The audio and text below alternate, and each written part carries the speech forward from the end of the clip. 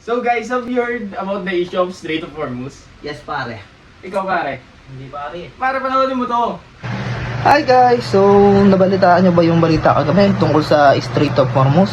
Nag-open na daw siya, so ano kaya sa tingin nyo? Tataas pa kaya ang presyo ng gasolina o bababa na to? Pare, makinig ka. Strait of Hormuz. Located yan sa between Iran and Oman. So, para siyang isang gateway ng mga barko na may bit-bit na fuel or oil from Middle East.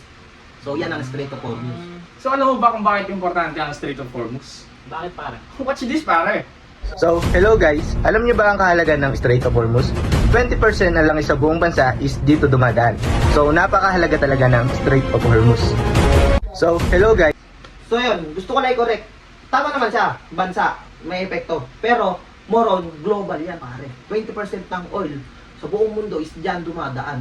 So, once na nag-close yan, napakalaking epekto niyan, especially mga bansa na dependent sa oil from Middle East na dyan dumadaan sa Strait of Hormuz.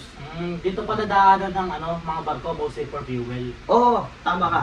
Tama ka dyan, pare. And actually guys, malaking impact niya globally. Watch this video pare. Hi guys, let's talk about the global impact in the Strait of Hormuz. Any blockage or conflict can affect international trade and economy, cause oil price to rise worldwide, and disrupt global oil supply. Hi guys. So grabe pala yung epekto nito pag nagsara to, Oo, pare. Kasi once na nag-close yan, yung mga bansa na dependent sa langis from Middle East, pwede silang mawalan ng supply. So pag nawalan sila ng supply, saan sila kukuha?